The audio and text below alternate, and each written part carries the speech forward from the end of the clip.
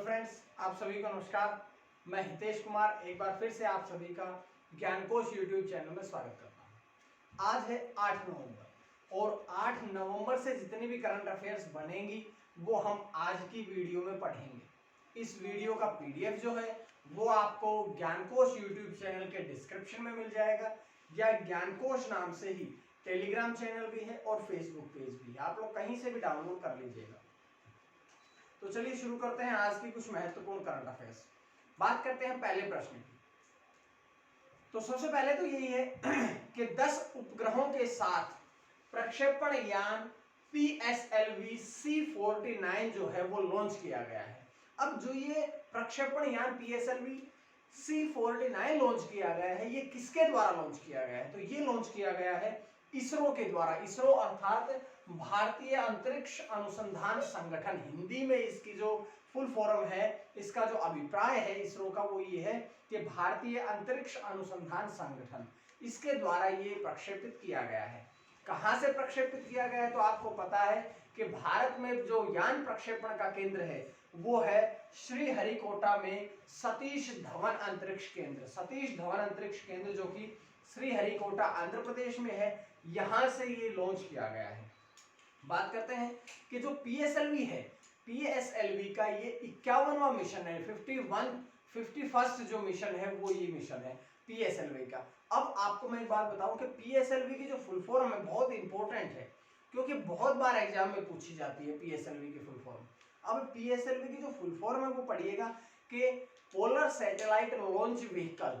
English और हिंदी क्योंकि same है, रूपांतरित करके मैंने हिंदी में लिख दिया है।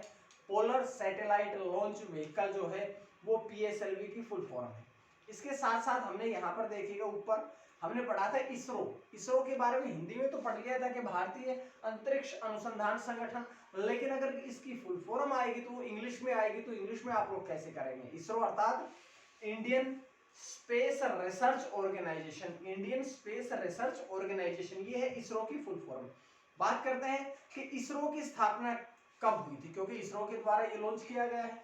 तो इसरो की जो स्थापना थी वो हुई थी 1962 में, 1962 में हुई थी। लेकिन एक बात का ध्यान रखना है आपने कि 1962 में इसकी जो स्थापना थी वो इसरो के रूप में नहीं थी, बल्कि उस समय इसका नाम था इनकोस्पर के रूप में इसरो की स्थापना सर्वप्रथम 1962 में की गई थी। अब इनस्कोपर था, तो इनस्कोपर के बाद में ये इसरो कब बना है? तो इसरो बना है ये 15 अगस्त 1969 में। 15 अगस्त 1969 में इसका नाम इनस्कोपर से हटा करके इसरो कर दिया गया। इसरो अर्थात इंडियन स्पेस रिसर्च ऑर्गेनाइजेशन, ये बात थी यहां से। अब देखिएगा, बात करते हैं कि इसका मुख्यालय कहां पे है। तो इसरो का मुख्यालय है बेंगलुरु, कर्नाटका में, और वर्तमान में इसके प्रशासक कहें या इसके निदेशक कहें वे हैं डॉक्टर के शिवान।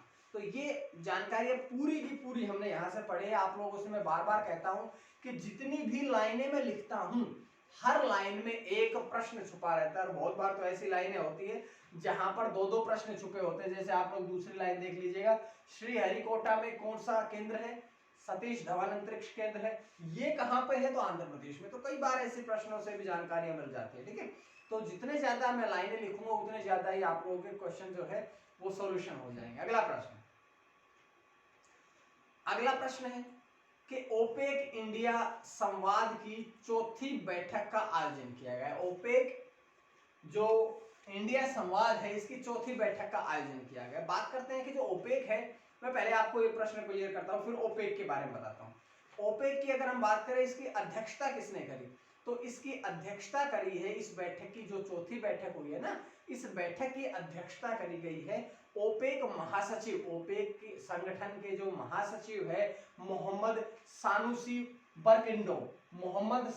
बरकिंडो के द्वारा, और उनके साथ में भारतीय धर्मेंद्र प्रधान भी थे। धर्मेंद्र प्रधान कौन है?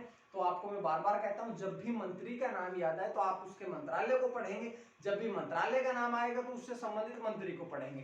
तो धर्मेंद्र प्रधान का जो मंत्रालय है वो है भारतीय पेट्रोलियम और प्राकृतिक गैस मंत्री जो है धर्मेंद्र प्रधान, दोनों ने मिलकर के इस चौथी बैठक की अध्यक्षता करी है। अब ओपेक के बारे में बताऊं कि ओपेक एक ऐसा संगठन है जिसकी जो तेल निर्यातक देशों का संगठन है, ठीक है। अब बात करते हैं इसकी, तो ओपेक की फुल फॉर्म बहुत बार पूछते हैं, तो देखिएगा ओपेक की फुल फॉर्म है organisation of the petroleum exporting countries, operation संगठन ऑफ द पेट्रोलियम एक्सपोर्टिंग, जो पेट्रोल को एक्सपोर्ट करते हैं, निर्यात करते हैं, उन सभी कंट्रीज देशों का संगठन है ओपेक। शॉर्ट में ओपेक बोलते हैं, फुल फॉर्म में बता चुका हूं। और इससे संबंधित जानकारी ये है कि इसमें 14 देश हैं, 14 कंट्रीज इसमें है। इसकी ऑफिशियल लैंग्वेज, आधिकारिक भाषा अंग्रेजी है। और ये 14 देश जो हैं ये पेट्रोलियम निर्यात करने वाले देश हैं, ठीक है। तो यहाँ से ये जानकारियां मैंने आप लोगों को पूरी बता दी है। देखिएगा, जब भी आप करंट अफेयर पढ़ते हैं तो उस करंट अफेयर के साथ साथ उसके अराउंड, उसके चारों ओर कुछ प्रश्न बनते हैं, हमने उन सभी को भी क्लियर करना है, क्योंकि एग्जाम में किसी भी प्रकार से आपसे पूछा जा सकता है। तो आप हर क्षेत्र में उसमें निपुण होना चाहिए। हर क्षेत्र या उस एक प्रश्न से 5 प्रश्न और भी बनते हैं, तो उन 5 प्रश्नों को भी आपने पढ़ना है, ठीक है। चलो अगला प्रश्न, कि भारत और इटली के बीच द्विपक्षीय शिखर सम्मेलन आयोजित किया गया। भारत और इटली देश के बीच में ये द्विपक्षीय मतलब कि दो देशों के, दो पक्षों के बीच में, तो दो पक्ष कौन से हुए, भारत, और दूसरा कौन सा हुआ, इटली। अब इन दो देशों के बीच में द्विपक्षीय शिखर सम्मेलन आयोजित किया गया। बात करते हैं कब हुआ ये, तो ये आयोजित हुआ है 6 नवंबर को वर्चुअल आयोजित किया गया। मतलब वर्चुअल, तो मैं बार बार जब भी प्रश्न आता है कि ये कॉन्फ्रेंस हुई है, ये बैठक हुई है, ये शिखर सम्मेलन हुआ है, सब वर्चुअली या वीडियो कॉन्फ्रेंसिंग के माध्यम से। तो देखिए, वर्चुअली का अर्थ ये है कि भाई अब जितने भी कोरोना वायरस आने के पश्चात जितनी भी बैठकें, सम्मेलन, कॉन्फ्रेंस, जो कुछ भी आयोजित हो रहा है वो वर्चुअली हो रहा है, वर्चुअली ऑनलाइन माध्यम से हो रहा है, ताकि इसमें, क्योंकि कोरोना वायरस तो एक ही बात कहता है कि 2 गज की दूरी बहुत जरूरी, तो 2 गज की दूरी बनाए रखने के लिए आप कहीं पर भी बैठ करके वीडियो कॉन्फ्रेंसिंग के माध्यम से किसी भी बैठक का, कॉन्फ्रेंस का आयोजन कर सकते हैं। तो यहाँ पर बात करते हैं कि हमारे देश के प्रधानमंत्री श्री नरेंद्र मोदी और इटली के प्रधानमंत्री ग्यूसेप कोंटे दोनों देशों की, क्योंकि द्विपक्षीय शिखर सम्मेलन था, तो दोनों देशों के जो प्रधानमंत्री थे, जो प्राइम मिनिस्टर थे, वो शामिल हुए इसमें। और बात करते हैं कि भारत के साथ साथ इटली दूसरा देश था जो इसमें शामिल था। तो इटली के बारे में पढ़ेंगे, हमने प्रधानमंत्री ग्यूसेप कोंटे पढ़ लिया। राष्ट्रपति की बात करते हैं तो सर्जियो मोटारेला वे यहाँ के राष्ट्रपति है। बात करते हैं इटली की राजधानी रोम, बहुत अच्छा शहर रोम। उसके बाद बात करते हैं कि इटली की जो मुद्रा है, जो इटली की करेंसी है, वो है कौन सी, यूरो। तो ये जानकारियां पूरी हमने इटली के बारे में भी पढ़ी है। उसके बाद आप लोगों की स्क्रीन पे आ गया है अगला प्रश्न, कि हॉकी इंडिया के निर्विरोध नए अध्यक्ष बने हैं। हॉकी इंडिया, जो हमारे हॉकी इंडिया है, उसके अब नए अध्यक्ष चुने गए। अब नए अध्यक्ष जो चुने गए हैं उनका नाम है ज्ञानेंद्र निगोम्बम। तो ये जो बने हैं, अब हॉकी इंडिया के नए अध्यक्ष बने हैं। लेकिन एक बात और है कि अब उनका चुनाव नहीं करवाया गया, बल्कि निर्विरोध उनको चुना गया, कि उनके विपक्ष में कोई व्यक्ति नहीं था, इसलिए उनको निर्विरोध चुन दिया गया। बात करते हैं, देखिए ज्ञानेंद्र निगोम्बम जो है, उनकी हमने इंग्लिश भी लिख दी है। मैं बार बार आप सभी से ऐसा मैं कर भी देता हूं, क्योंकि आजकल इंग्लिश और हिंदी जैसा नाम होता है इंग्लिश में, सेम वैसा ही नहीं होता है हिंदी में। तो छोटा मोटा जो प्रोनाउंसिएशन या उच्चारण होता है उसको इधर उधर करना पड़ता है, या प्योरली वही नहीं हो पाता है। तो मैं कोशिश करता हूँ कि हिंदी इंग्लिश दोनों को आप लोगों तक पहुंचाऊं। बात करते हैं कि ज्ञानेंद्र निगोम्बम की, तो वे इससे पहले भी 2009 से लेकर के 2014 तक, यानी कि 5 सालों तक जो मणिपुर हॉकी थी, मणिपुर हॉकी के भी सीईओ रह चुके हैं। सीईओ की फुल फॉर्म बार बार बताता हूं कि सीईओ अर्थात मुख्य कार्यकारी अधिकारी। उसके बाद एक और नियुक्ति हुई है उनके साथ ही, कि जो हॉकी इंडिया के पूर्व अध्यक्ष थे मोहम्मद मुश्ताक अहमद, उनको भी वरिष्ठ उपाध्यक्ष के रूप में चुना गया। 2 नियुक्तियां हुई, दोनों की दोनों मैंने आपको बताई। अब देखिएगा, अध्यक्ष हमने पढ़ लिया हॉकी इंडिया का, अध्यक्ष बने हैं ज्ञानेंद्र निगोम्बम। बात करते हैं कि हॉकी इंडिया की स्थापना एस्टेब्लिश कब हुआ था, तो इसकी स्थापना हुई थी 20 मई 2009 में। बात करते हैं इसके मुख्यालय की, तो इसका मुख्यालय है नई दिल्ली में। ये इसी प्रकार से आप लोगों ने पूरी जानकारियां पढ़नी है। अगला प्रश्न था ये कि हॉकी इंडिया की स्थापना हुई है, मुख्यालय बता दिया, सारी बातें मैंने आप लोगों को इससे संबंधित बता दी। अगला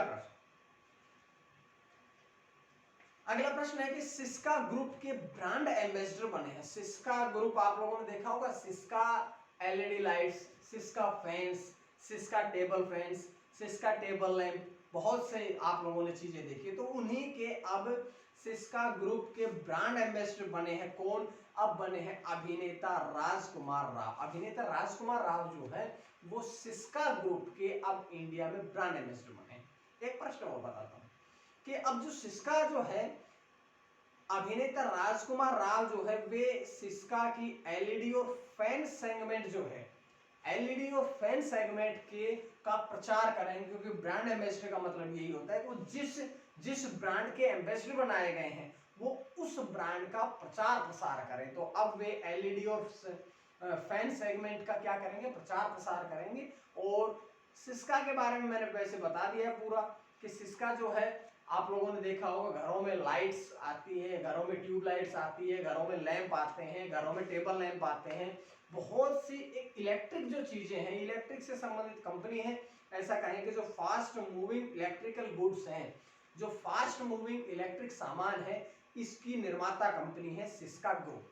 तो यहां से हमने ये प्रश्नों से जानकारी मिली है। अगला प्रश्न आप लोगों के सामने आया है कि बुल स्ट्राइक नामक एक सैन्य अभ्यास का आयोजन किया गया। अभी जो बुल स्ट्राइक नामक सैन्य अभ्यास है, इसका आयोजन किसके द्वारा किया गया? तो इसमें भारत की जो तीनों सेनाएं हैं, तीनों सेनाएं मतलब थल सेना, वायु सेना और जल सेना, जल वायु और थल सेना, तीनों सेनाओं ने मिलकर के बुल स्ट्राइक नामक एक सैन्य अभ्यास का आयोजन किया। अब धीरे धीरे जैसे कोरोना वायरस जा रहा है ना, तो ऐसे ही अब सैन्य अभ्यास दोबारा से होने लगे हैं। ठीक है, मैंने मालाबार के बारे में पिछली वीडियो में बताया था, और भी बहुत से हो रहे हैं। अभी बांग्लादेश ऑस्ट्रेलिया के बीच में हुआ, सारी मैं आपको जानकारियां देता रहता हूँ। तो ये बात करते हैं कि भारत की तीनों सेनाओं के बीच में हुआ है। अब तीनों सेनाओं के बीच में हुआ कहां पर है?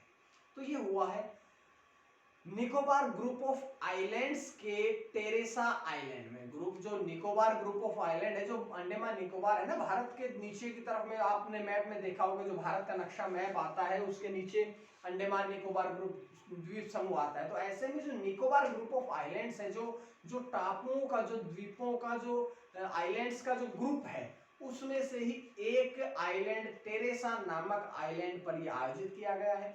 अब यहां से मैं आपको दो प्रश्न बहुत इंपॉर्टेंट बताता हूं, सुनिएगा कि चीफ ऑफ डिफेंस स्टाफ कौन है? चीफ ऑफ डिफेंस स्टाफ मैंने प्रश्न क्यों शामिल किया है?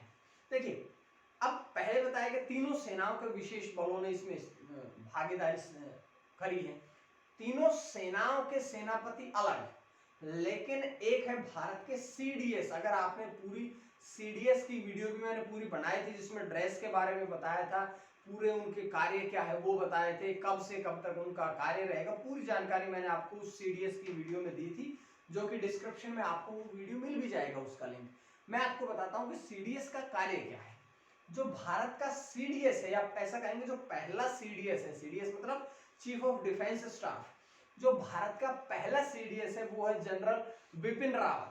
ये अभी इसी साल 1 जनवरी 2020 को अपॉइंट किए गए थे, भारत के पहले सीडीएस हैं। और इनका कार्य है कि जो देश की तीनों सेनाएं हैं, जल थल और पानी, जल थल और पानी नहीं, जल थल और जो भारतीय वायुसेना है, इन तीनों सेनाओं के बीच में समन्वय स्थापित करना, इन तीनों सेनाओं की जो शक्तियां हैं उनको एकत्र करके रखना, इन तीनों सेनाओं के बीच में तालमेल स्थापित करना, इन तीनों सेनाओं के बीच में आपसी मतभेद नहीं होने देना इनका कार्य है। और यहां से ये प्रश्न इंपॉर्टेंट था, तो एक प्रश्न इंपॉर्टेंट और बता देता हूं कि भारतीय सशस्त्र बलों के कमांडर इन चीफ कौन होते हैं? तो भारतीय सशस्त्र बलों के कमांडर इन चीफ होते हैं भारत देश के राष्ट्रपति। और वर्तमान में कमांडर इन चीफ कौन है? वर्तमान में हमारे राष्ट्रपति कौन है? रामनाथ कोविंद जी जो हैं, वे भारत के वर्तमान में सशस्त्र बलों के कमांडर इन चीफ है। बहुत सी जानकारी बताई है मैंने इस प्रश्न से आप लोगों को। अगला प्रश्न आप लोगों के सामने आ जाता है कि संयुक्त तटीय अभ्यास सागर कवच का आयोजन। संयुक्त तटीय अभ्यास था ये, सागर कवच नाम था इसका। इससे पहले भी हमने पढ़ाई सैन्य अभ्यास के बारे में था जो कि बुल स्ट्राइक था। अब बात करते हैं सागर कवच। 2 दिनों का था, आयोजन हुआ 2 दिवसीय था, 5 और 6 को, यानी कि 5 और 6 नवंबर को इसका आयोजन किया गया। कहां पर किया गया? तो इसका आयोजन किया गया पारादीप तट पर, ठीक है। अब ये जो मुख्य रूप से 2 राज्य सरकारों ने मिलकर के इसका आयोजन किया। 2 राज्य सरकार कौन कौन सी? पहली तो ओडिशा और दूसरी बात करते हैं पश्चिम बंगाल की। दोनों राज्य सरकारों ने मिलकर के संयुक्त रूप से इसका आयोजन किया है। अब बात करते हैं, लेकिन 2 राज्य सरकारों ने तो इसका आयोजन कर लिया, लेकिन इसमें शामिल कौन हुए? जैसे हमने पिछला बताया था कि बुल स्ट्राइक जो था उसमें तीनों सेनाओं ने भाग लिया, लेकिन इसमें 3 सेनाओं ने भाग नहीं लिया, बल्कि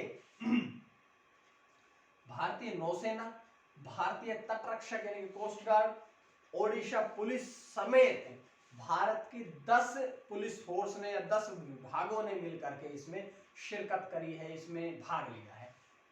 नौसेना, तटरक्षक, ओडिशा पुलिस के साथ साथ में कुल 10 विभाग शामिल हुए जिन्होंने मिलकर के सागर कवच का आयोजन किया गया। अब इसका उद्देश्य क्या है सागर कवच का? क्योंकि 26/11 का जो मुंबई आतंकी हमला था, आप सभी को याद है कि मुंबई का जो ताज होटल था उसमें 26/11 में मुंबई ब्लास्ट हुआ था, आतंकी हमला हुआ था। उस जैसे आतंकी प्रयासों को रोकना ही इस सागर कवच का मुख्य उद्देश्य है, ठीक है। तो ये जानकारी हमने आप लोगों से इस प्रश्न से बताई है। अगला प्रश्न बहुत इंपॉर्टेंट है, क्योंकि मैं लगभग इंपॉर्टेंट प्रश्न ही लेके आता हूं आप लोगों के लिए, जो कि एग्जाम में बनने लायक होते हैं, ऐसे प्रश्न बताता हूं।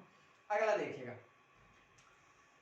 2000 आईपीएल रन बनाने वाले अनकैप्ड खिलाड़ी बने। अनकैप्ड खिलाड़ी कौन बने हैं? तो अब बने हैं सूर्य कुमार यादव, जो कि मुंबई इंडियंस की तरफ से खेलते हैं। और मैं आपको बताऊं कि मुंबई इंडियंस जो है वो अब फाइनल में पहुंच भी चुकी है, लगातार नहीं, कुल 6 बार पहुंच चुकी है।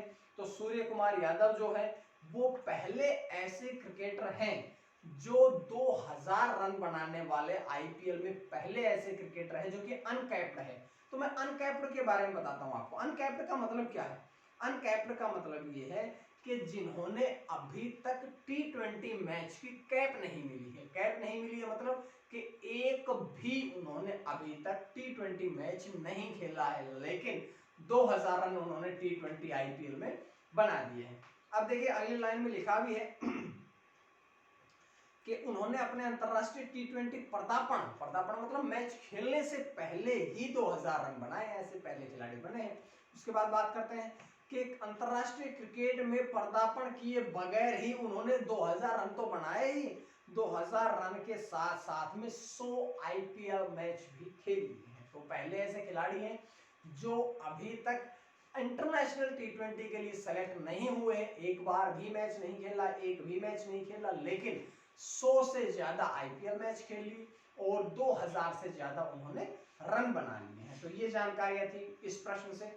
उसके बाद अगला एक और इम्पोर्टेंट प्रश्न है कि निजी क्षेत्र में 75% आरक्षण देने का विधेयक पारित किया गया है। तो ये हरियाणा विधानसभा ने पारित किया है कि जो निजी क्षेत्र है, जो प्राइवेट फैक्ट्रीज है, जो प्राइवेट कंपनीज हैं, ये अब यहाँ के लोकल बंदों को, लोकल बंदे का अर्थ ये है कि जो ये हरियाणा में जो प्राइवेट सेक्टर कंपनियां हैं, ये हरियाणा में जब भी स्थापित करी जाएंगी तो 75% लोग जो हैं वो केवल हरियाणा के होंगे वहां उस कंपनी में। हाँ, 25% लोग बाहर से हो सकते हैं, बिहार से हो सकते हैं, यूपी से हो सकते हैं, महाराष्ट्र, किसी भी अन्य स्टेट से हो सकते हैं, लेकिन 75% लोग जो हैं वो हरियाणा राज्य के ही रहेंगे, ठीक है। तो ये एक ऐसा अधिनियम है जिसका नाम है हरियाणा राज्य रोजगार विधेयक 2020, जिसका मुख्य उद्देश्य यही है कि भाई 75% लोग जो हैं वो आपने हरियाणा के भर्ती करनी पड़ेंगे। और इसमें एक और शर्त है कि ऐसी नौकरी जो 50,000 से कम की है, 50,000 से ज्यादा की तो हो सकती है, वो नियुक्तियां कर सकते हैं, लेकिन जो नौकरियां प्राइवेट सेक्टर में 50,000 से कम की है वहां पर ये बात जो है वो अप्लाई करी जाएगी, ठीक है।